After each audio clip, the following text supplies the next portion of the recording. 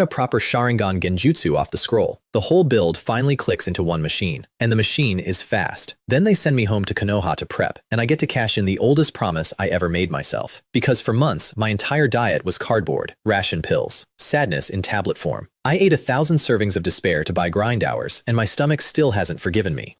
So the first thing I do back in the village, before training, before unpacking, is walk into Ichiraku Ramen and order the fanciest bowl on the menu. Then another. Then 8 more. 10 bowls. I sit there and demolish 10 bowls of real, hot, actual food. The old man behind the counter grins like I'm putting his kids through school. At these prices, maybe I am. Best mission reward I have ever earned, and I own a bloodline. Turns out the great Kageyama prodigy's true final form is a boy who really missed chewing. The night before the exam, the eyes finish cooking. I sit in the clan yard running the eyes cheat one last time, and on the 8th cast, a second black comma spins into being, 2 tomoe, and the world upgrades again. If no eyes was standard definition and 1 tomoe was high definition, 2 tomoe is the crisp, expensive stuff. At night, I can watch a single insect flap its wings across the courtyard, and the panel pays the bonus. Physique up. Spirit up 2 whole points, which at this tier is enormous. My chakra ceiling cracks open toward numbers I couldn't have imagined a year ago. There's a cost though, and it's a big one. 1 tomoe to 2 took 1,000 points. 2 to 3 wants 5,000. I feel a chill reading it. But 5,000 is just a number, and I am extremely good at numbers. Then it's off to the exam, and the second I walk in, I understand I'm not the main character, because the clan already has a golden boy, Kageyama Kaito, 9 years old, awakened to 2 tomo in 3 months flat, straight out of the gate, no cheat required. A genuine factory-issue prodigy. The clan yanked him back to compete, and every eye in the room is on him, which is perfect. He's my shield. Let them stare at the tiny wonder kid while I evolve my own eyes in the corner, and nobody notices the dud caught up. I meet him in the exam hall, little guy, dumpling nose, 2 tomo of his own, and he smiles and tries to make friends. I give him 3 words and go to sleep at my desk. Not because I dislike him, because I dislike everyone on principle right now, and because friends, in my recent experience, become names I sign alone on a form. He keeps trying anyway. He's that kind of kid. It's almost annoying how decent he is. The exam itself is a joke, which tells me plenty. Round 1 is a written test where they claim cheating is banned and mostly mean it. I don't cheat. I don't need to. I answer the questions and ace it while 5 other people get dragged out for peeking. 50% pass. Round 2 is the Forest of Death. 20 kilometers across. Poison insects, man-eating animals, bad air, and 1 tall, creepy tower dead center. The examiner explains the place, watches everyone's faces drain, and then hands out consent forms. Sign to acknowledge you might die. Refuse to sign, and you forfeit. 60 people sign. Nobody walks. Then the rules. Everyone gets 1 scroll, heaven or earth. You need both at the tower within 5 days. Teams can ally up. Somebody complains that it's unfair since some squads have 3 people and some have 1. The examiner asks whether he expects the battlefield to be fair. Nobody says anything after that. I notice what he's actually done though. 1 scroll per person instead of per team. That doubles the paper in circulation and makes clearing this thing far easier than it should be. Konoha needs tune-in. They're not going to fail us out of the pipeline over a technicality. I don't ally with anyone. I don't need a team. I need 1 specific piece of paper. Inside, the forest is dark enough at midday that I lose the sun entirely, and everything drips. It's oppressive in a way that has nothing to do with danger, and I notice my shoulders climbing. Then I remember I've been sleeping in a war zone for months, and the feeling goes away. I find the nearest entrance gate, check the ground, and get lucky. Fresh tracks. 3 people heading northwest, not long gone. I follow. A white-haired ape decides to hunt me on the way. I don't want the noise, but the thing is built for this forest, and I can't shake it, so eventually I stop being polite and kill it. That noise is the mistake. Somebody hears it. I keep moving. And I walk face first into a genuinely gorgeous trap. Kunai from every angle, all my escape lanes sealed, the kind of ambush that ends most ninja where they stand. I even take a second to admire it out loud. Nice trap. Then my 2 tomoe map every blade in the air, and I slip through all of it without a scratch. The trapper turns out to be a Ishikawa, Sota, the clan with the shadow technique and the highest average intelligence in the village, which explains why the trap was surgical. He calculated my landing spot off a thrown kunai. Very clever. Very useless against a man who sees a half-beat into the future. I burn his cover with Phoenix Fire. Pin 1 teammate with a kunai 3 inches above the skull as a message. Drop the other into a genjutsu with a look. And then, I just stop. Because the Ishikawa is smart enough to fold. He throws down all 3 of his scrolls and concedes. And I take exactly 1. The Earth scroll I needed. Nothing more. His whole team was gambling that I wouldn't be greedy, and they read me correctly. I don't take what I don't need. I take the win and go. He watches me leave and tells his shaken teammate the thing that actually matters. It's not the Sharingan that's strong, he says. It's Kageyama leeway. Smart kid. I hope he lives. I reach the tower before dark on day 1. The place is empty. Not even a motivational plaque on the wall yet. So I find a corner, sit down, and start grinding. Because 5 days of guaranteed safety is the single best training environment I have had all year. Kaito arrives 10 minutes after me. Of course he does. He tries to strike up a conversation a few times over those 5 days, sees me buried in it. Leaves me alone. He's polite even when nobody's watching, which is genuinely the most alien thing about him. 28 of us make it in total. Ishikawa Sota's team walks in the next morning, whole and intact, which pleases me more than I expected. Being smart still pays, even in a rigged forest. Then comes round 3, and this one isn't a joke. A one-on-one tournament, random draws, anything goes. You win when the other person surrenders or dies, and the examiner only steps in once it's decided. Everyone shivers. I don't. My first match ends before it's a match. A wall of shuriken to force his guard, flicker in, knee him across the room. He flips back to his feet and makes the one fatal mistake. He looks at my eyes. He wakes up with a blade at his throat, stammering surrender. Under 2 minutes on the clock, maybe 15 seconds of actual fighting. The crowd gasps. So fast, so amazing. The usual. The jonin watching don't gasp. They see it clean. It wasn't fast because of magic. It was fast because I have a war's worth of experience packed into an 11-year-old, and the eyes just close the deal. And one man in that room has to physically sit up and rebuild his opinion of me. It's the clan jonin who once stood outside my window at night and reported that I was a dud. The same man who handed me my parents' pension and privately wrote me off. He watches me end a fight in 15 seconds and thinks, with some embarrassment, that the clan has been so busy staring at Kaito that nobody bothered to look at this one. Note to self, he decides. Tell the Grand Elder to actually watch this boy. Yeah, now you watch me. Where was all this attention when I was eating cardboard? I crushed the next rounds the same way. Fast, cold, over. Second round, a bye. Third round, a boy who's good at close combat and lightning. I already watched him fight from the balcony, so the whole match is an open book exam. I bait him into a counterattack, let him commit, and end it with a genjutsu before his hand finishes moving. He wakes up with the examiner standing over him, and the golden boy does the same on his side of the bracket. Kaito carves through everyone with a sword and a smile, and I watch every match he fights the way you'd study a manual. I clock his style early. He uses the clan blade art, same as me, but his is a full rank below mine, which surprises me, and I file it. I also notice he never uses his full kit unless he has to. Against the Ishikawa, he spends the entire first half just testing, refusing to commit until he's mapped the man completely, which is exactly what I do. That's the part that makes him dangerous, not the talent, the patience. By the halfway mark, a blind man could see it. This tournament has 2 real contestants. We lock eyes across the hall. And for the first time since I woke up on that floor, there's a fight in front of me that I actually want. Not for survival, not for a scroll, for the simple, stupid human reason of finding out one thing. Whether 9 months of eating misery in tablet form made me better than the kid the whole clan calls a genius. I've spent this entire life refusing to want things. This one, I let myself want. The final, Kageyama against Kageyama. And before the whistle, I do something that surprises even him. I ask if he wants to rest first, because this isn't life or death. Because I don't need to kick a tired man to prove a point. He blinks, says no, and we go. We draw at the same instant and our swords slam together. And immediately the 2 years and the extra physique tell.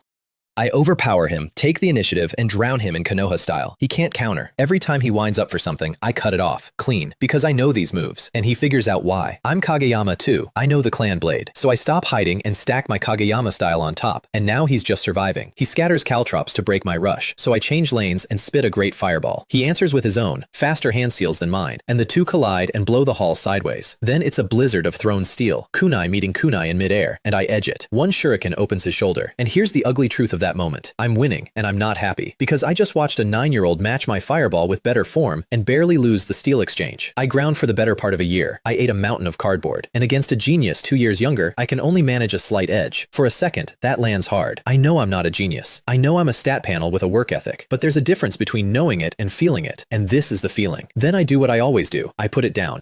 So he's a step ahead on raw talent. Fine. Geniuses have a ceiling. I don't. Being ahead early means nothing. The one who laughs last is the one who never stops. Cardboard forever. And then he beats me at something, and I file the warning for later. He hits me with a Sharingan Genjutsu first. We lock into a silent war of minds, both of us frozen, and I come out of it with blood on my lip. I lost that exchange, flat out. His mental strength already outclasses mine. Of course it does. This is the kid who grows up to open the rarest eyes in the clan. In a pure clash of wills, the 9-year-old is stronger than me, and I make a very careful note of that. Someday those eyes go somewhere I can't follow. Not today though. Today I still have the better sword, and the better fire, and the better everything else. So I stop fencing his strengths and force mine. I fake him into using a fireball to mislead me, don't bite, and slam him first with the shackling stakes illusion. It catches him raw, and a 9-year-old, however precocious, screams under a dozen phantom nails through his limbs. I don't wait for him to get comfortable. My hands are already moving.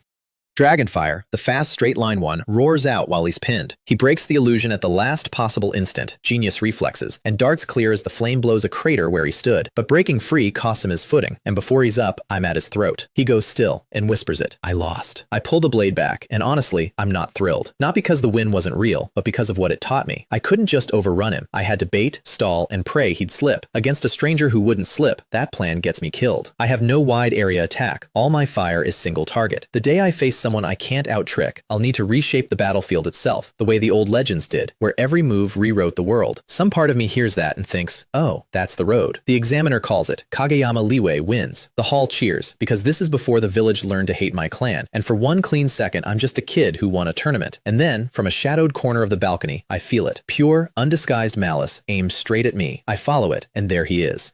Thin, wiry gray kimono, brown hair, 2 crossed scars on his chin, right eye wrapped in bandages, left eye narrow as a knife. Goro Aoki. I don't know when he slithered in. I don't stare, because I know exactly what he is. This is the man who does not obey the village's unwritten rules, who will burn anything he's decided is a threat and sleep fine afterward. And he just looked at an 11-year-old Kageyama the way you look at a fire you have already scheduled to put out. He turns to the root operative beside him and orders everything on me by tonight. Everything. I don't flinch, and I don't posture. Picking a fight I can't win is a nice feeling followed by a funeral, so I do the smart thing. I stick close to a friendly clan jonin on the walk home, and I don't relax until I'm inside my own walls with my senses sweeping every corner. He can't touch me easily on the battlefield. Here, in the village, in the dark, with the eyes he wants sitting in a child's skull, here, I'm careful. 3 days later, they make it official. Chunin, 2 standard vests and a rank, and the throwaway genin nobody bet on is a real ninja now, alone. All of Team 17 signed under one name.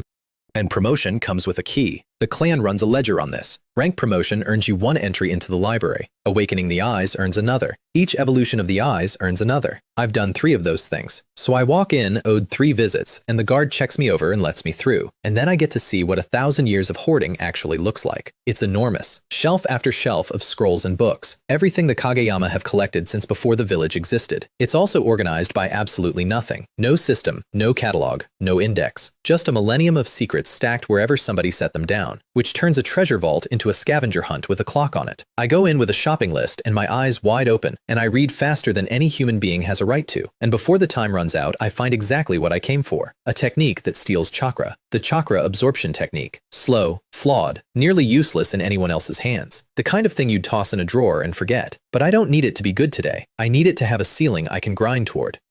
Because everything in my hands eventually becomes a number that only goes up. And a technique that turns a captured enemy into fuel is a very, very interesting number. I walk out of that library with a way to make other people pay for my progress, which is a dark little thought for a boy to have. But I stopped being just a boy on an office floor a lifetime ago, and this world taught me the rest. Then I go back to the front, and Goro does not wait long. 2 men try to kill me, and neither of them is afraid to die. That's the part that ruins my whole afternoon. EWA headbands, chunin coats, but wrong, dead wrong. No life in them at all. To my eyes, they read like corpses somebody forgot to bury, and I know that flavor of empty from exactly one place. Root. Goro's little factory for turning humans into tools that don't flinch and don't quit. So the bandaged old monster who filed me under problems moved fast. Efficient work, Gramps. And these 2 fight like their bodies are rentals. They shield each other with their own ribs to make openings, and their kunai are wet with something purple that is definitely not cologne.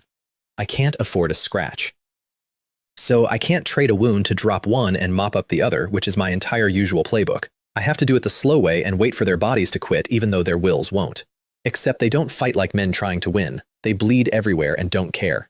And then I look down. The blood isn't spilling, it's writing. It's crawling into a seal array across the whole clearing, and I have been the idiot painting it for them, 1 cut at a time. Blood Ghost Barrier, one of them roars, and 4 crimson walls climb out of the ground and close over the top. 20 meters across, 10 high, a box with me inside it. Then the one who cast it does something I don't have a category for. He drives a kunai into his own heart, pulls it back out, stands there soaking his clothes red, and doesn't die.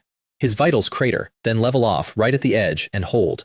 I cross the distance and take half his neck off with 1 strike because whatever this is, I want it over before it finishes. He drops, and the blood at the wound starts moving. It crawls, it knits, the cut closes. I do it twice more, same result, faster each time. Immune to steel, a tank that resurrects. And every time I kill him, he gets a little less human behind the eyes, until the man is gone entirely and there's only a thing that charges. The other one uses him as a shield and attacks from behind it, and I genuinely do not know how many times I put that body down. I stop counting. I try illusions on it. Nothing. There's no mind left in there to catch. The only thing keeping me alive is that my sword work is good enough that neither of them can land the poison. But I notice one thing. Every time I kill the blood ghost, the dome dims. Slightly, barely, but it dims. Which tells me the barrier and the monsters are the same system. Two ends of one technique. Kill the ghosts enough times, and the walls have nothing left to run on. So I stop swinging steel and start burning chakra. Fire works. Not well, but it works, which is a relief bordering on joy, because a thing immune to blades and jutsu both would have been my grave. I stop rationing anything. I cycle all 3 fire techniques through both of them over and over, and each death takes another slice out of the walls. Then I hit the dimmest wall with the biggest fireball I own. A crack. Then another. Then the whole thing goes to pieces like cheap glass, and I'm breathing outside air again. And I walk out into a ring of waiting Iwa ninja, because of course a giant blood dome drew a crowd. I cut my way out, barely. It costs me a stab to the side that my healing paper's over, and 2 hours of running before I lose them. Here's what I file away, and it changes how I move forever. A backwater Black Ops squad just pulled a barrier out of a hat that I had never even heard of. My memories of this world are a corner of a corner. If Root has that, every village is hiding worse. Assume nothing. Trust the panel, not the story I think I know. I make the rendezvous, and it takes an hour of careful questions before I'm sure of what happened to everyone else. Then I pull Kaito aside, away from the others, and ask whether anything unusual happened to him during the fight. He says no. He's lying, and he's bad at it. There's a flicker before the answer that tells me everything. So I stop fencing and ask directly whether he was attacked too. He goes still. Then asks, carefully, whether I was. That's the confirmation. I tell him what happened to me, the whole thing, including the barrier, and then I ask what happened to him. 2 men, no barrier, but the same thing that mattered. They weren't afraid to die. And I ask about the quality of them, the feeling, and he says it without hesitating because it clearly bothered him. A deathly heaviness, like standing near something already buried. There it is, same signature, same factory. So I do something a little dirty. I plant a seed. I tell him exactly who those killers were. Root, Konoha's own black operations arm, the training division, technically, ours. His voice jumps loud enough that people turn around. He asks whether the Hokage ordered it, and I say, mildly, perhaps, which is not true, and I know it isn't. This was Goro working around Takumi, not through him. But I let the doubt land on both of them anyway, because a Hokage who tolerates a man like Goro for decades is not innocent of what that man does with the freedom. Then I give him the name, Aoki Goro, an elder, a village executive, the third's own classmate. He asks the obvious question, why us? I don't answer with words, I just point at my own eyes. He goes very quiet. And when he finally asks how I could possibly know any of this, I just smile and walk away, because the smile does more work than any answer would. I can't have this kid growing up loyal to the men who will one day drive him to give up his own eyes and his own life. So I put a splinter of doubt in the golden boy, aim it at Goro, and let it grow on its own. He'll dig, he'll find out I was right, and after that, how I knew won't matter. Meanwhile, back in his office, Goro throws my mission report on the floor and calls his own men useless trash. He'd bribed a mole, leaked our supply routes to Iwa, planned it for weeks, and it still failed. He decides to leave me alone for now. Cloud Village is stirring. Bigger fish. He doesn't know it yet, but by the time he looks my way again, I won't be a chunin he can solve with a few assassins, because I'm about to go into business for myself, and the business is horrifying. Let me lay out the plan, because it's genuinely the darkest thing I've ever cooked up, and I cooked it in a library. My eyes evolve on chakra. To reach 3 tomo, I need to burn an obscene amount of it, more than my body makes in a year. But I have the chakra absorption technique now, a jutsu that rips chakra out of a living person and pours it into me. Slow, flawed, useless to anyone else. Perfect for me, because in my hands, flawed is just a number with room to grow. So the math writes itself, and it's grim. I don't need to kill my enemies. I need to keep them alive, fed, producing. I need chakra batteries. So I request a transfer to the sand front, west of main camp, with a cover story about studying puppet techniques to improve my chakra control, which is even true. But the real reason is that sand trains fewer ninja and loads each one heavier, and a rich battery beats a poor one. And the very first sand ninja I meet hands me a starter model. His name is Haruki, 15 maybe, a puppeteer from a fallen sand clan, a not quite genius who builds his own puppets and takes stupid risks to prove he matters, because his family kept him on a leash his entire life. He kills one of my patrol chunin from 20 meters with a puppet, purely to show off. Bad move, kid. You showed off at the wrong guy. He opens with a needle storm, hundreds of them, fired faster than a human arm could manage. I get the sword up and knock everyone down. Then I have to breathe hard because that took everything I had. Somebody applauds. A giant spider walks out of the trees, 2 meters of it, and riding on its back is a teenage sand ninja, smirking, saying he envies the famous Sharingan. Classic puppeteer misdirection. Show them a monster with a master on top. Let them assume the master is the man. My eyes say otherwise. The rider has no chakra at all. Not low. None. So I tell my 2 subordinates out loud that both of those things are puppets. The smirk dies instantly. That's how I know I'm right. Then I break the rulebook on fighting puppeteers. Everyone teaches the same doctrine. Never trade with the puppets. Find the master, cut the head off. I say no. Too passive. I go after the puppets. Because puppets have joints. Joints have seams. 2 Tomo find the seams and my blade is precise enough to slide inside them. I take the humanoid's shoulder off at the socket. Gears spill. The laughing stops. Then an arm. Then a leg. Then 3 of the spider's 8. Dismantle enough of a puppeteer's arsenal and he stops being a threat. He's a tiger with no claws. He has 2 choices left. Kill me or run. He runs. And I let him.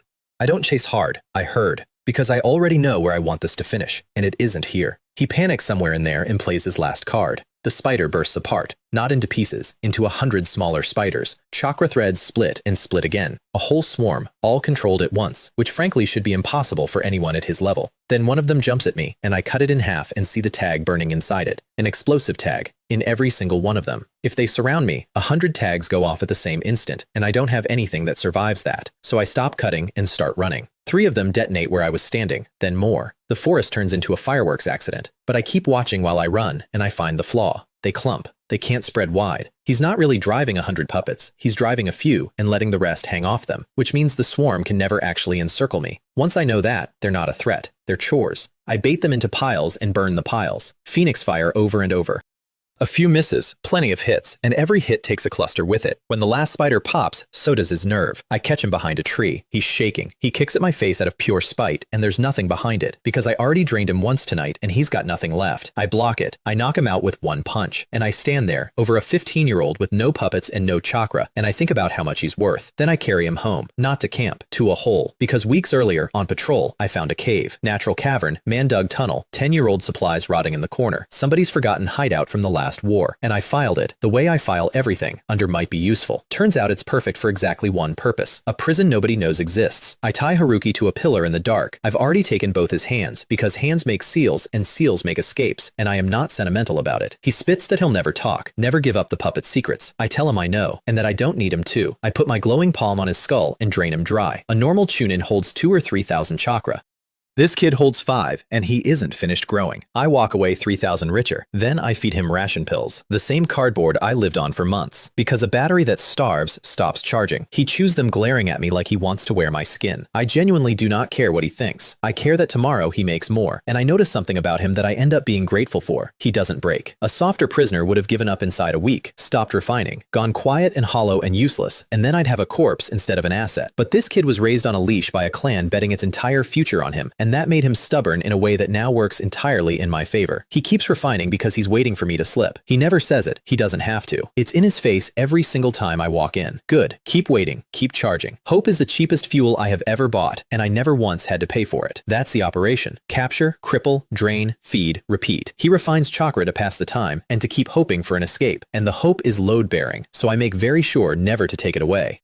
A hopeful battery keeps charging. A hopeless one goes dark. And then I've lost my dairy cow. I know how that sounds. Believe me, 6 months ago I flinched at killing a bandit. Now I'm running a private chakra dairy out of a war crime cave, milking a captured teenager to feed my eyeballs. This world did some of that. I'd be lying if I said it did all of it. Some of it was just me, doing the math, refusing to leave good chakra on the table. But one battery is a hobby. I want a farm. And a farm needs me to be in 2 places at once. So I learned the shadow clone technique. And it solves everything. Most ninja never use shadow clones in a real fight, because a clone splits your chakra and burns it fast. Terrible in combat. But I don't want it for combat. I want an alibi. I make a clone, leave it wearing my face at main camp doing my patrols and my chores, and I go live in the cave running the prison. When something happens up top, the clone pops and dumps its memories straight into my head. I'm never late. I'm never missed. I'm in 2 places forever, and one of those places is a dungeon.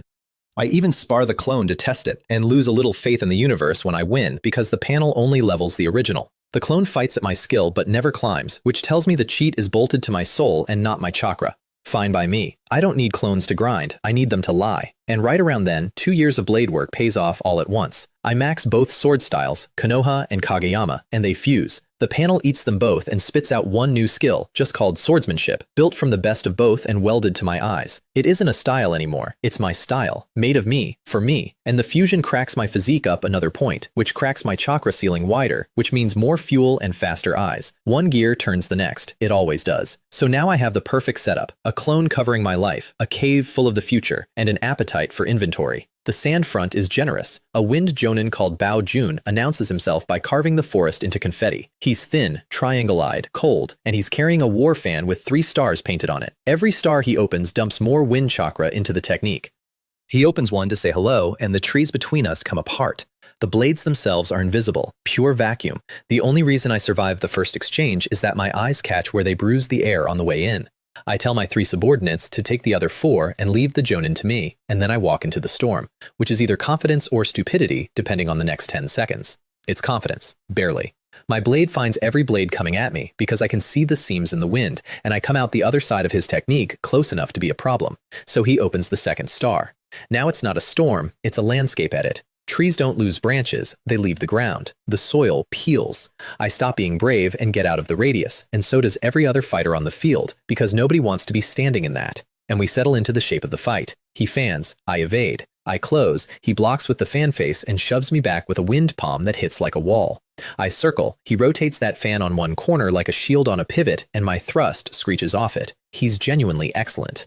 But excellent isn't winning, and I notice the thing that decides this. His techniques cost a fortune. Mine cost almost nothing. Every time he panics me back with a big wind, he's spending. Every time I answer with footwork and steel, I'm not. 15 minutes of that and the ledger does what ledgers do. He starts breathing harder. I don't. He also learns to fear something new, which is a small pleasure I'd like to record. I've just finished mastering my fire well enough to push it into an object instead of out of my mouth. So mid-exchange, I run fire chakra down the blade, and the sword goes from white steel to dark red, wisps coming off the edge. The temperature reaches him before the edge does. I see him decide, very quickly, that he cannot block that with a fan made of cloth and ribs. Then he shows me his trump card, and it nearly ends me. He fakes me into a chase, corners me inside a full power wind technique, and while I'm dodging vacuum blades, he calls out a fire technique. Fire, from the wind specialist. Because wind feeds fire, and a wind master who also carries fire doesn't add the 2 effects together, he multiplies them.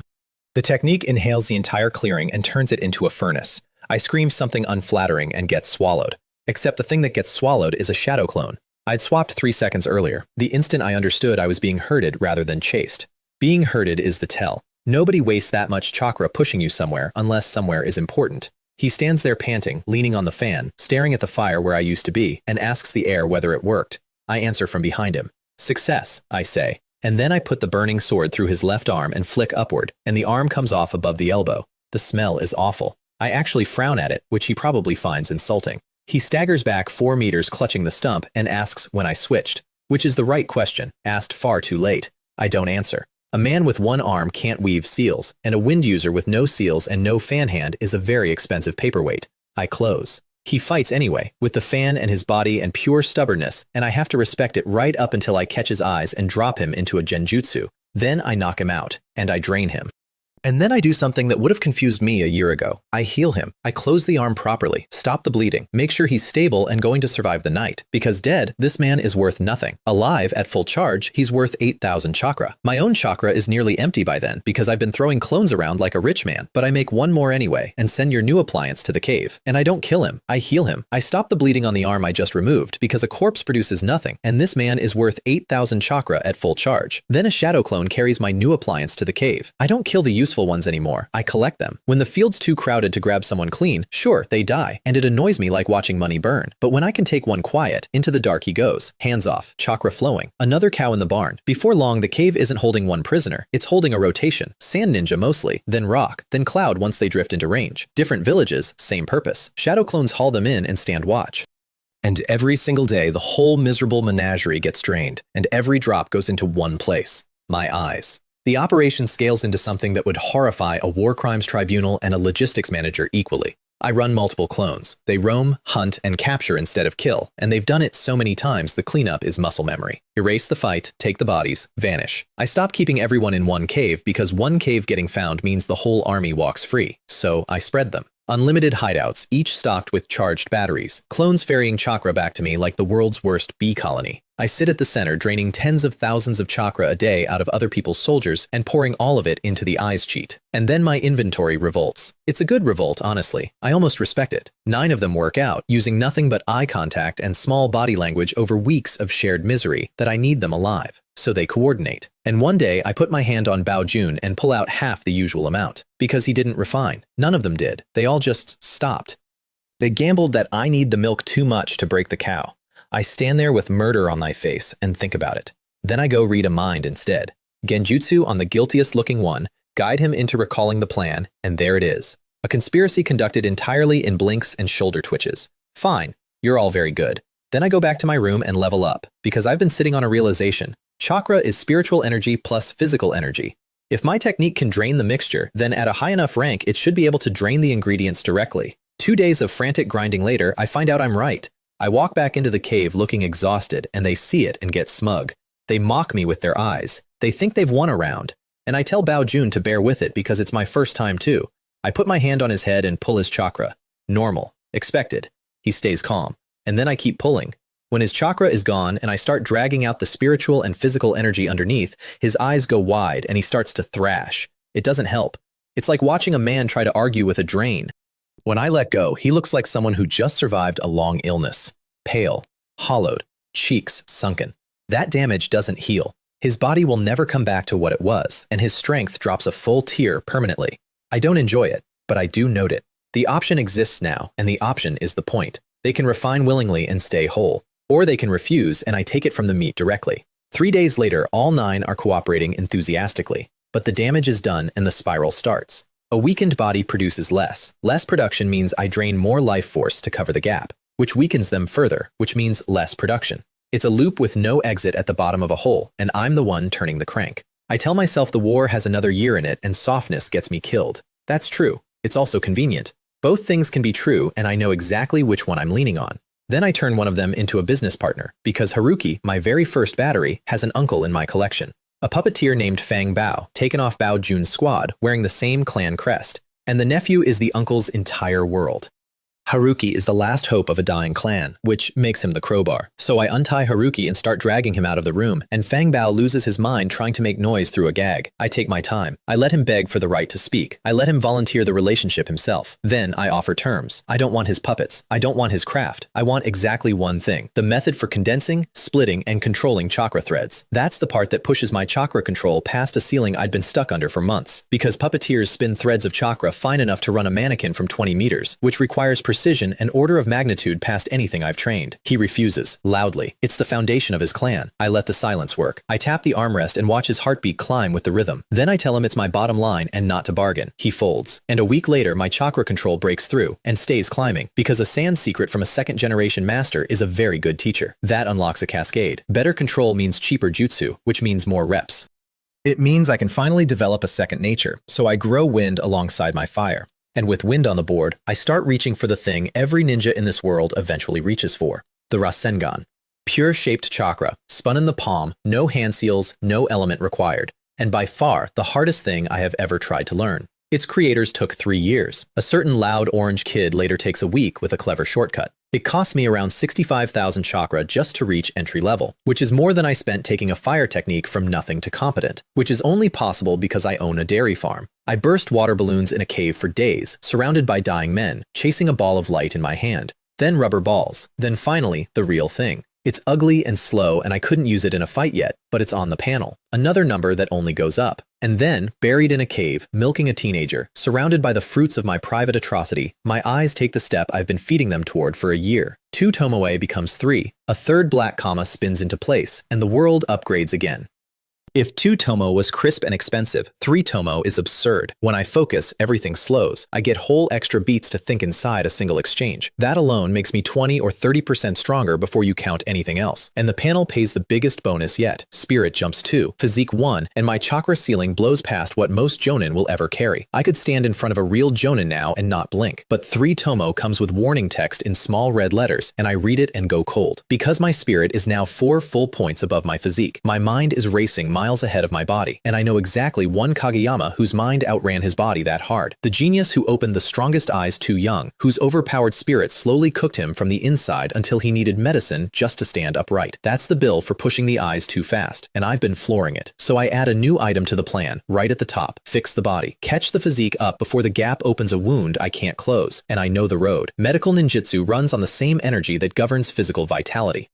Grind the healing arts high enough and I can use them to nourish my own cells instead of somebody else's. It's slow. It's the least glamorous option on the board. It's also the one with the fewest ways to kill me. 3 Tomo. A chakra pool most jonin would envy. A prison network. Wind budding beside fire. A Rasengan in my palm. And a ticking clock in my own bloodline that I installed myself, on purpose, to get here faster. I'm one evolution from the Mangekyo now. The eyes that put a price on my entire clan. I promise myself I won't show them until Goro's in the ground. I don't get to keep that promise quietly. The clan verifies my new eyes and the machinery starts turning. A jonin comes to confirm it, gets excited, and lets slip that the clan now has 2 prodigies. Kaito opened his 3rd Tomo up north around the same time I did. Of course he did. He's 2 years younger and he did it without a cheat. Some people are just built different. Then comes the sentence that changes my next month. With 3 Tomo, promotion to jonin goes on the agenda, and promotion comes with an assessment mission. They send me into the land of Earth, alone. The job is intelligence. Iwa and Cloud are tearing each other apart near the rock village, and Konoha wants numbers, casualties, losses, anything that tells us whether Iwa is weak enough to counterattack. I read the orders and nearly laugh because I know how this one ends. Cloud's elite force, led by the 3rd Raikage himself, has punched deep into Iwa territory at terrifying speed. It looks like a rout. It isn't. It's bait. Onoki knew they were coming and has been reeling them in, and right now an army of 10,000 rock ninja is quietly closing a ring behind them. Counterattack? Sure. Konoha will be lucky to survive what Iwa does after this. But orders are orders, and enemy territory during a massive battle happens to be the single best hunting ground I've ever been handed. I set up in a cave that used to belong to a bear and get to work. Except my chakra income just collapsed. No batteries out here. I'm back to my own daily recovery, and my grinding speed halves overnight, which is unacceptable, so I go shopping. The battlefield is crawling with spies from every faction, all watching the same fight. Perfect targets. Nobody misses a spy for weeks. I find one and immediately hit a problem. If he's scouting with a shadow clone like I am, walking up to him just alerts the real one, so I run a con. I transform into an Iwa Chunin, sprint at him from a distance, and yell that the plan is starting, and what is he doing out here away from his squad? Then I stop, look him up and down, act like I just realized he isn't one of us, and bolt in fake terror. He chases. We scuffle. He pops into smoke. Called it. Shadow clone. But now the real one has heard the word plan, and curiosity is a hook you can set in almost anyone. A few minutes later, a black-robed figure creeps in to investigate what the plan is. I open the moment he steps into range. 3 shuriken. He dodges clean, lands, and eats 3 more that were already in the air, waiting for where he'd land. He blocks those with a kunai, which is impressive, and loses his escape window doing it. Then we're chest to chest, and I finally see what I've caught. Black robe, pale mask with 4 wavy lines cut into it like running water. Kirigakure Unbu, the Mist Village's black ops, at least 1,000 kilometers from anywhere they should be, watching this war for the same reason I am. We size each other up across locked blades. And in the second his eyes flick to mine, I trigger the hypnosis. Here's the thing I've learned about these eyes. I don't leave them on anymore. Once they hit 3 Tomo, idling them stopped paying, so now they stay dark until the instant I want them, which means nobody sees them coming.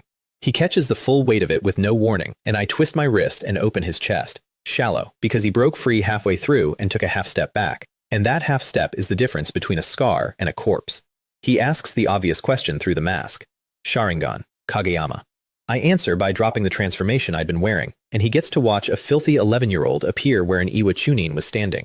Something moves behind the mask. Surprise, quickly filed. Then he asks why I lured him here, which is a great question that I decline to answer, because the honest reply is that I need a battery and he's the biggest one in walking distance. We fight properly then, and he's very good. Fast, economical, no wasted motion. The kind of technique you only get from a career of doing this professionally in the dark. He is also losing from the first exchange, and he knows it by the 4th.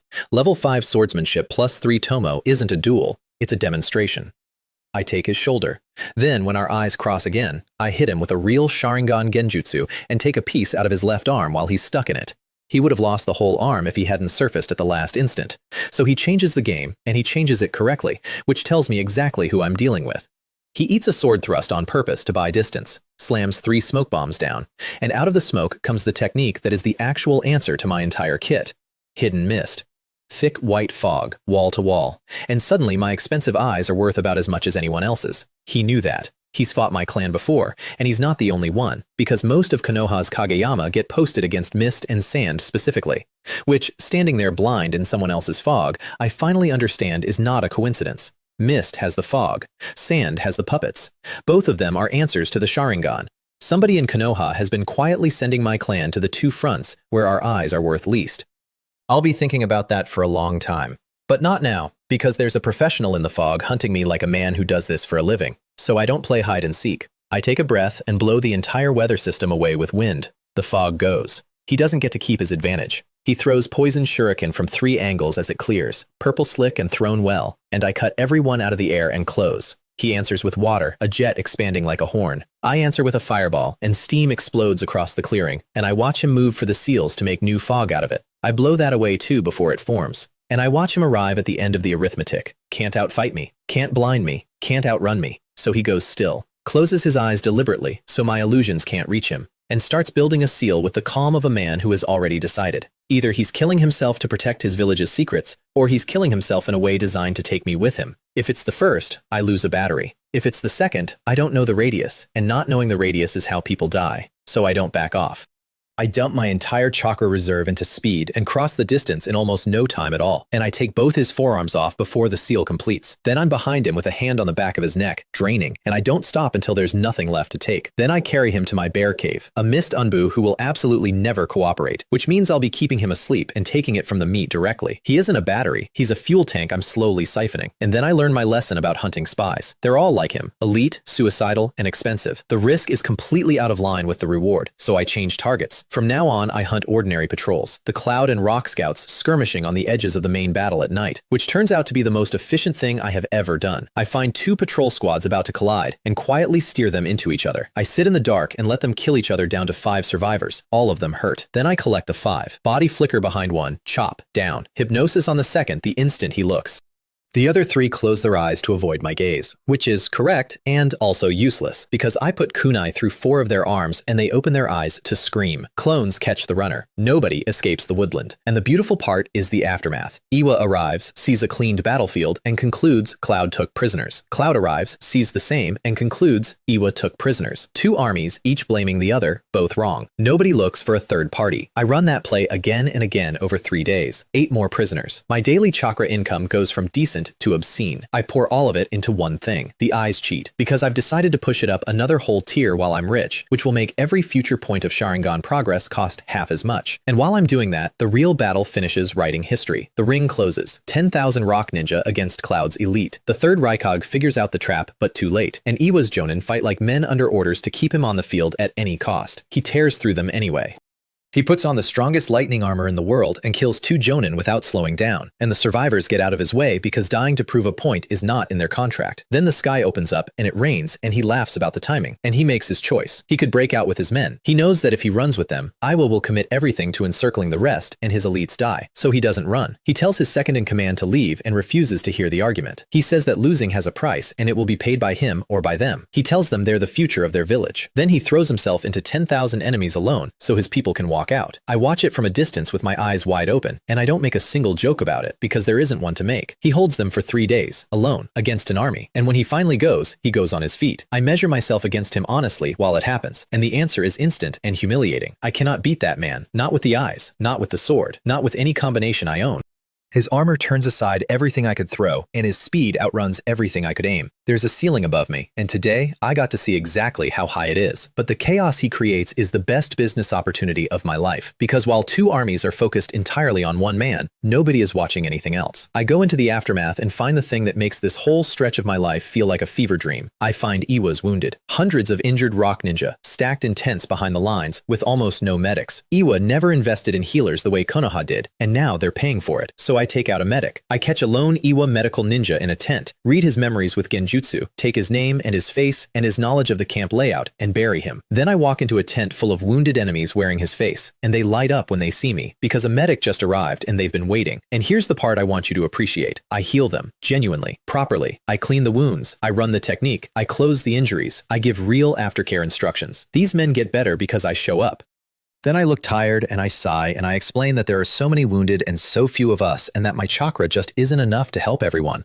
And one of them asks how they can help. So I tell them, with great reluctance, that I happen to know a technique that can absorb chakra. And I ask whether they'd be willing to donate a little so I can save more of their comrades. There is a long, wary pause. Chakra is life to a ninja. Then the worst injured man in the tent, the one who most needs me next, declares that contributing for the village and for his comrades is his duty. And the man I just healed, watching everyone else watch him, extends his hand and agrees, because you cannot be the guy who refuses his own doctor in front of an audience. So I take half of each of them, politely, at a gentle rate so nobody panics. Then I go to the next tent, and the next. I spend an entire day and night moving between the wounded, healing enemy soldiers for real, one after another, while they volunteer their chakra to the war effort with genuine pride. I am, technically, the best thing that has happened to these men all week. I am also draining an entire field hospital into my eyeballs. Nobody catches it because there's nothing to catch. The absorbing is done in the open. The healing is real. The gratitude is real. The math is just pointed somewhere they can't see. And I walk out of that camp with my healing skill nearly doubled from hands-on practice, and roughly 150,000 chakra. I'd call it my finest hour if I had any illusions left about what I am. Then I get greedy, and greed nearly kills me. I find another cluster of wounded in a stone forest, 20-odd men on the ground, 4 guards. I check the guards, 1 special jonin, 3 chunin. Manageable. I do not check the wounded. That's the mistake. 3 days of everything going perfectly had sanded the paranoia right off me. So I move, and halfway through the fight, one of the wounded stands up. He's not injured. He's not a special jonin either. He's the real thing. A full jonin, planted in a pile of bleeding men, waiting for exactly the kind of scavenger who'd been picking off Iwa's wounded for 3 days straight. They set the trap for me specifically. They followed the pattern I left and built a hole in the shape of my habits. I win. Barely. Swordsmanship keeps me alive. The eyes keep me ahead, and I finish it with a Rasengan he never saw, because nobody in this world has seen that technique yet, and there's no counter to a thing with no reputation. But I don't catch everything. He had a summon, a pangolin. It watched the entire fight from under the dirt and burrowed away before I could reach it, and it saw my face. Not a transformation, not a disguise. Me, which means my description is already moving toward every rock ninja in this country. My face, my eyes, my sword, my strength. That's a bad trade for one afternoon. And I take the prisoners anyway, because there are 34 of them lying at my feet. 1 jonin, 27 chunin, 6 genin. I do the arithmetic and it's obscene. Around 200,000 chakra, sitting in a field, breathing. I have 3 hours before their pickup arrives. I know because I pulled the schedule out of a guard's head. 3 hours is not enough, not remotely. The eyes cheat takes about a minute per cast and I can't rush it. 200,000 chakra would take me 20 hours of casting, and I'd have to stand in enemy territory the entire time. So I improvise. And it turns into one of the best ideas I've ever had. I split 4 shadow clones. I keep the eyes cheat for myself because that one runs on my actual brain and a clone can't do it. Then I hand the clones everything else. 2 grind the Sharingan Genjutsu. 2 grind the Rasengan. 15 minutes later, I pop them and absorb what they learned. It works. Not perfectly. A clone learns at about 2/3 my rate and hits a wall if I leave it running too long. So I refresh them. Every 15 minutes. Drain a prisoner, top up, make 4 new clones, go again. Over and over for 3 hours in a field full of unconscious men. The math at the end is ugly and beautiful. 200,000 chakra spent. My illusion skill jumps hundreds of points. My Rasengan clears an entire tier. 20,000 chakra lost purely to the cost of making clones, which physically pains me to write down. Then the 3 hours are up, and I do the part I don't dress up. 34 men who cannot fight, cannot run, and cannot wake up. I take everything they have left, and then I make sure Iwa never learns what was done to them. Fire. Then nothing worth reading. When their pickup arrives, they find a clearing of charred bodies and no answers at all. And then Iwa's response arrives, and it is not the response I planned for. Not a squad, an Anbu team. 4 of them, hunting me specifically, with my face and my name and a profile of my abilities. They've had my identity for hours. Kageyama Liwei, 11 years old, 3 tomoe. 5 Great Village Intelligence is terrifyingly fast. I split a decoy clone to draw half of them and run. The clone fights the captain and a sonic specialist and loses, but it buys me the only thing that matters: information. The captain is stronger than me in raw skill. The woman can resonate a body apart with sound, and crucially, they were never fooled. They split up because they knew one path was a decoy. Then I look up and my blood goes cold. An eagle, circling, silent. They've been tracking me from the sky the entire time, which means every route I pick gets radioed ahead and blocked before I reach it. That's not a chase, that's a funnel. I can't reach the bird, so I go after the handlers. I bait the 2 trailing Anbu into an ambush, blow the trees away with wind so there's nowhere to hide, and kill them both. They're the trackers, not the fighters. Without them, the 2 behind me lose 4 hours untangling my false trails.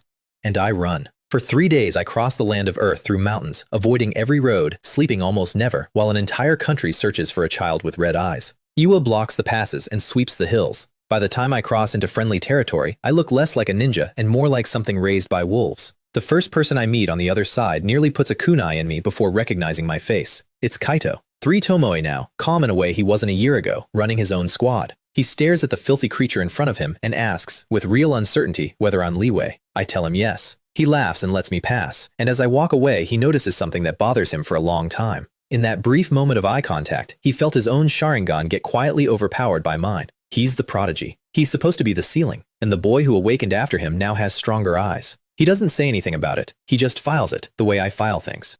Meanwhile, I'm running the same comparison from the other side, and it lands very differently, because I can estimate where his eyes sit. And the honest answer is that he's maybe 1 or 2,000 points of progress behind me. That's nothing. That's weeks. And I got my lead by industrializing human beings in a cave, by draining a mist operative down to the marrow, by walking through a field hospital of wounded men taking donations with a straight face. He got his by waking up every morning and being Kageyama Kaito. If I strip the cheat out tomorrow, he'd pass me inside a month and never look back. That's the thing I actually take away from this road, and it's not comfortable. My advantage was never talent. It was never even hard work, though I've done plenty. My advantage is that I was willing to do things he would never do. I decide it doesn't matter and keep walking. I'm not sure I believe me. I sleep for over 20 hours when I get back. Then they promote me, Jonin, confirmed by Ryoma himself in a tent full of Konoha's senior fighters, most of whom are clan ninja and all of whom are sizing me up. 11 years old, wearing a rank most people spend a career reaching.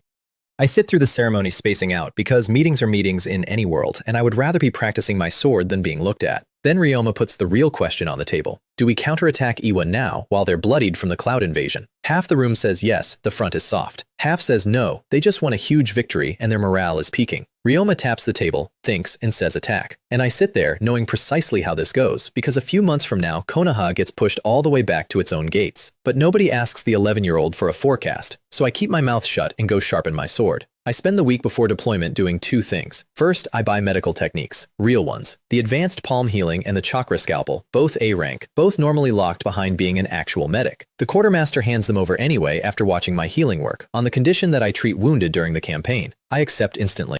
Hands-on practice levels medical skills 3 times faster than solo grinding, and I need that skill high because it's the road to fixing my body before my own eyes cook me. Second, I start designing my own sword techniques, not flashy moves. My basic attacks already threaten anyone standing in front of me. Not raw power either, because most ninja out here are made of paper, and the ones who aren't won't be stopped by a harder swing. I want function. 3 ideas. 1. A strike that splits into real and false in the same motion, so a single thrust becomes several and defense becomes guesswork. I'll build it off shadow clone theory once I understand the underlying principle well enough. 2. Fusing wind chakra into the blade until the sword and I move as one connected thing. Man moves with the sword moves with the mind. That needs a better weapon than the one I looted off a corpse. 3. And this is the one I want most. Folding genjutsu into the sword work itself. Get the Sharingan illusion high enough and I can cast with a gesture. Make the gesture a sword stroke and every swing carries an illusion. An attack you cannot block because blocking it means looking at it. I name them in my head and file them under future. Then the war takes me. The counterattack opens at night. 4 teams, 500 of us against Iwa's forward strongholds. I'm assigned to the combat unit, which is a polite way of saying I'm pointed at their jonin. I have no objection. I need matched fights to sharpen the blade. The first stronghold goes fast. I charge their jonin, eat a storm of kunai without slowing, and deflect the ones I can't dodge back into their own genin, which lands in front of everyone and does more for morale than any speech. Their jonin is named Saito Riku, and he's smart. He sees the Sharingan, shuts his eyes, and hides behind a wall of chunin because he knows the counter. So I take the chunin apart first. He calls warnings for them, left, right, and it works exactly as long as their coordination is perfect, which is never for long. One slip and I hypnotize a man out of the fight. Then it's just us, and I show him the thing I've been building. I stop fighting him from the front. My eyes read the muscle in his arm before it moves, so I'm never where he's looking.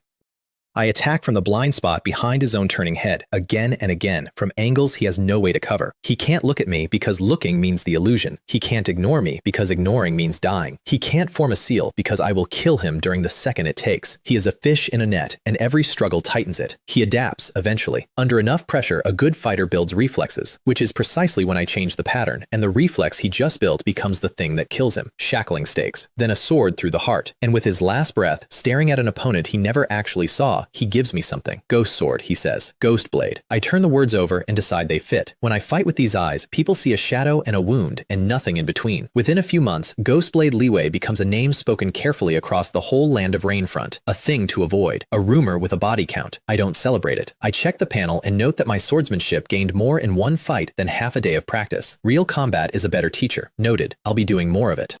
The final count on that first stronghold is 105 of theirs dead against 75 of ours hurt, 22 fatally. Nearly 5 to 1. Which sounds like genius, and isn't. We brought 500 people against a garrison of 100, most of them Genin.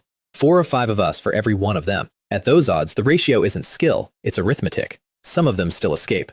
They always do. Once a fight starts, somebody always gets word out. We rest an hour and move.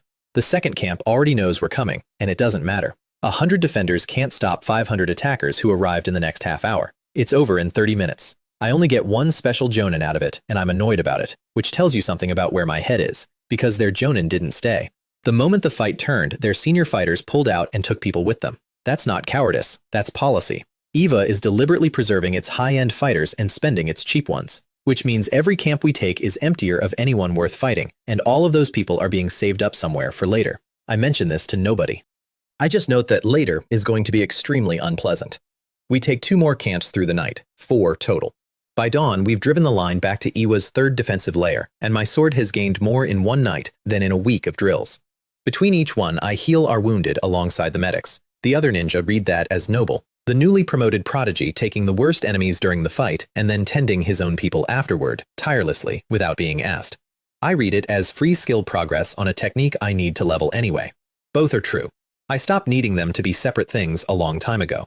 And I notice the reputation forming around me and decide not to correct it. Sometimes a good name is just armor you didn't have to pay for. Then the mission changes shape. We're no longer the spear, we're the bait. Our job now is to hold Iwa's reinforcements here, running and fighting so the rest of Konoha's line can push. Which means we spend 2 days deliberately staying catchable but not caught, and Ishikawa Kaito, our commander, plays that razor edge better than I could. And that entire time, something is watching me. I feel it. Not constantly. In flashes, a weight on the back of the neck that arrives and leaves. I check. I find nothing. I check again. Nothing. I take it to Ishikawa Kaito anyway, and to his enormous credit, he doesn't dismiss a feeling from a boy with 3 tomoe. He reasons it out loud and arrives somewhere ugly. If a hidden enemy has tracked us this whole time and Iwa still hasn't closed on us, that isn't luck. That's a trap being built slowly while we relax. He expands our scouting perimeter to 5 kilometers on the strength of my hunch. That decision saves everyone's life, because the next morning, the Byakugan scouts find Iwa already forming a ring 5 kilometers out. If we'd kept our old perimeter, we'd have learned about it when it closed. And then a Hyuga scout beside me goes white and tells me to run. He spotted the 7-man squad coming for us. 4 ordinary jonin, 2 strong ones, and one that isn't a person so much as a weapon, Kenshin, elite jonin of Iwa. They call him the Steam Ninja, and inside him lives the 5 Tails, a Jinchuriki, a living tailed beast container sent specifically at us. I have about 1 second to have a genuinely deranged thought, which is, if I could turn that man into a chakra battery, I would never worry about fuel again for the rest of my life. And I could try. My eyes sit at the absolute edge of 3 tomo. 1 push and I open the Mangekyo, and with those eyes plus my illusions, I might actually take him. I don't do it. 3 reasons, and I run them in about 2 heartbeats. I refuse to force the evolution before my body can carry it. Capturing a tailed beast now would drag attention from powers far worse than Iwa, and there are 2 armies standing here, so if I open those eyes, everyone would see them. So I put the fantasy down and settle for studying him. And the reason I only get 2 heartbeats to decide is that he already knows I'm here, because the Byakugan scout beside me looked at him too long, and the thing inside Kenshin felt it. That's the part that chills me, not the man, the passenger. A wisp of dark red chakra leaks out of his seal. His own escorts flinch back and start reaching for their sealing formula, and he tells them, calmly, that somebody was watching him. Then he comes. I send the scout running and stay. Because we can't both outrun this, and because I want to see what a Jinchuriki actually is. A wall of steam comes through the forest at me like a train. He's enormous, armored head to foot, scalding vapor screaming out of every joint, and he uses that vapor to accelerate. He doesn't go around trees, he goes through them. I open with kunai, 3 of them. He doesn't even dodge. He raises one forearm and lets them hit. Sparks, no damage. That armor turns steel like it's rain. So I switch to wire, 3 kunai trailing near invisible steel, thrown past him rather than at him, then drawn tight until he's bound where he stands. He solves it in a way I genuinely admire. He floods his own armor with boiling chakra, expands the plates, then lets them shrink. The wire loosens by a fraction, and he substitutes out through that fraction like an eel. I burn the wire anyway with Dragonfire, then cut the technique early because I already know he's not on it. He comes out of my blind side hard enough to kill me. I'm not there. I saw the substitution. I take one clean shot at a gap in his armor as he passes, and he answers by venting superheated steam directly into my face. I get clear, mostly. My face and arms blister instantly, and the burning tells me exactly how badly this goes if he ever connects. Then he does the smartest thing a Jinchuriki has ever done in my presence. He stops, he backs off, watches me warily, and waits for his 6 teammates. He's stronger than me, and he still isn't gambling. That kind of discipline in a man with a monster in his gut is genuinely unnerving, but he can afford to wait, and I can't, so I run. And that becomes the strangest fight of my life, a chase where I control everything except the outcome. He accelerates. I let him nearly reach me. Then I turn and raise my hands like I'm casting an illusion, and my eyes push out enough pressure that his instincts scream. Every time, he drops his hat brim to block his vision, and every time, the instant he's blind, I switch. The seal I was building for an illusion becomes a fireball, or a wire trap, or a wave of ninja tools. I do it over and over. He's too wary of the eyes to look, and too committed to stop chasing, and the beast inside him is wary of my Sharingan too, which makes him hesitate at exactly the wrong moments. The strongest thing on the field, led around by the nose by a boy who never once actually cast the illusion he kept threatening. His 6 teammates don't even rush to help. They hang back and follow, because they've realized I'll lead them straight to Konoha's main force, which I know, and which I allow, because my people already moved. The combat unit ambushes him when I bring him into the trees. Ninjutsu, tools, tags, all at once. And he tears a hole in his own seal and cloaks himself in the tailed beast chakra, and every attack simply stops existing against it. One tail becomes 2. Horns take shape on his forehead. He picks a Jonin and charges like a runaway locomotive, and our people scatter, because nothing we have will stop that. So I let them handle him and go take the 6. I gesture to my teammates to hold 5 and leave me the youngest looking special Jonin. Then I take him apart in under 20 exchanges, which surprises me until I understand why. These 4 aren't fighters. They're the leash. Their entire purpose is a sealing technique to shove the 5 tails back inside Kenshin if he slips, which means the escort protecting the monster is made of specialists who can barely fight. Good. I kill 3 of them. And then the man who has been watching me for 2 days finally comes out of the ground. A strange armored insect erupts under my feet, 2 meters long, 6-pointed legs, scaled, with unnervingly intelligent eyes. It tries to swallow me. I blow half of it open with an explosive tag. Then it spits out a person. Ono Akira, the man who killed Yui. He's been riding inside that thing, in a pocket of space, hidden from every sensor and every Byakugan sweep, shadowing us for 2 solid days. The prying feeling I couldn't find. He's why Iwa always knew where we were. And he immediately shouts the one sentence that ruins the plan. That Konoha is running, that we're stalling. Kenshin doesn't waste a breath. He asks for the direction, gets it, and charges after our main force, smashing through an earth wall and the Jonin who raised it. Nobody can stop him. Everyone chases. And suddenly the clearing is empty except for 2 people. Him. And me. I could leave. Iwa is closing in, and staying here is stupid. I stay. He opens fast and vicious. Kunai work that's simple and horrible and efficient. And for a few seconds, I'm back at the worst moment of my life, watching this same blade come at this same angle. But the boy he beat is gone. I stop dodging and start answering. And inside a dozen exchanges, I've turned it around. He's the one defending now. He feels it too. I watch it land on his face. He fought me months ago, and I was nothing. And the arithmetic in front of him doesn't work. He goes for the bug. It's the only thing keeping him alive. It burrows, ambushes, blocks my shuriken at exactly the right instance. And it's smart enough to be a real problem. So I stop treating it like a pet and start treating it like a target. I bait it out with a feint, force it into the open, and box it. Fire to strip its cover. Then 3 kunai with tags, thrown not at it but at the 3 places it will run, one after another. So every direction it turns has a burning tag waiting. It panics. All 3 go off. And while it's stunned, I put my sword through its eye and into its brain. Ono screams a name I don't care about, because that creature wasn't a summon to him. It was the thing that stayed after his teacher and squad died, the companion that carried him through his entire career. He built a life around it. I know exactly what that feels like. That's why I killed it first. He comes apart. He hurls a wind blade at me, nearly transparent, fast enough that dodging cost me my left arm nearly to the bone. And while I'm dodging, my eyes are recording. Hand seals, chakra flow, shape, the whole construction, start to finish. I have wind now, which means I have the foundation, so I copy it. The panel writes in a new skill mid-fight, unnamed because I don't know what he calls it. I name it myself. Wind blade. He killed my teammate and taught me a technique in the same afternoon, and he'll never know he did either. Then I close, and it's over in pieces. His waist is open, his strength is fading. My arm is wrecked, and my sword work doesn't care. I put a blade through his lower back, and he does the last thing available to a man with nothing left. He turns, grinning, and grabs for me with explosive tags already burning on his chest. "Let's die together," he says. I saw him place them. I saw the shift in his shoulder before he turned.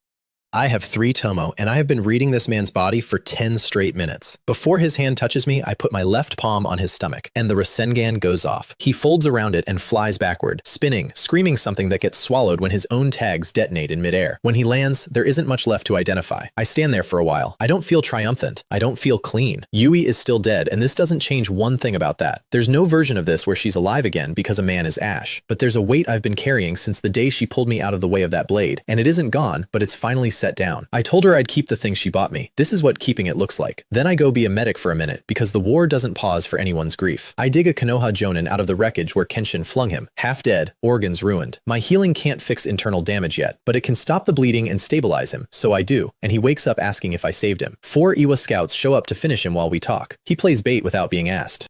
I kill all 4 in under a minute, mostly by making sure the strongest one looked me in the eye first. Then we walk into the last battle together, and it's bad. Kenshin caught the main force while I was busy avenging a dead girl. He went through the Jonin screening him. He broke a defensive wall 2 men raised together, and the man who raised it went into the air along with it. Then he got into the crowd, and what happens next isn't a battle. It's what a tailed beast does to children who have never seen one. Those Chunin and Genin had never faced anything like him. Most of them couldn't perform at even a fraction of their real ability, not because they lacked courage, but because the aura coming off that man shut their bodies down before he got near them. That's the part that kills them, not fear itself. Slowed reflexes. A half-second late against something moving that fast is the whole difference. And our Jonin couldn't answer, because our own people were packed in around him. Anything big enough to hurt Kenshin kills 20 of ours. So the strongest fighters we had stood there, holding techniques they couldn't throw, while our own soldiers functioned as his armor. He knew it too. That's the ugly part. He used it. The only thing that slowed him at all was a handful of Ishikawa binding his shadow in concert, all of them straining together to buy 30 seconds. They used those 30 seconds to peel the youngest ninja out of the pocket and push them onward, while the Jonin closed around him. And then Iwa's encirclement arrived. So now, 400 exhausted Konoha ninja are pinned in open ground against an army with a monster loose in the middle of the formation. So I do the only thing I'm actually built for. I make myself expensive. I go through their Chunin like a rumor, 20 plus of them, none of whom ever see the blade that does it. Anyone who stands out gets found. After a while, their competent fighters stop being competent on purpose, because standing out is how you die. Then the order comes through the telepathy link. Reinforcements from the neighboring camp have arrived. Break northwest, all at once. The whole force pivots. Squads form around Jonin, and the men around me cluster to me specifically, because by now, they know which name to stand behind. 2 Iwa Jonin, each leading 20, box us front and back. My squad braces for a fight to the death. They don't get one. They get a massacre in the wrong direction.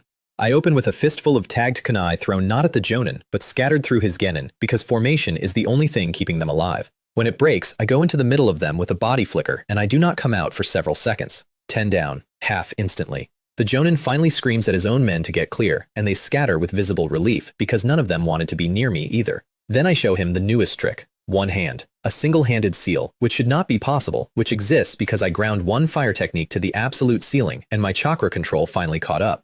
He shouts in surprise and leaps clear. And I wasn't aiming at him. I aim the fireballs at everything around him instead, and my people carve straight through the gap that opens. We break out, we link up, we live. Not all of us, not close to all of us, but the line holds, and the counterattack does what it was supposed to do, and I walk out of it with a new name and a sword that has gotten frighteningly good.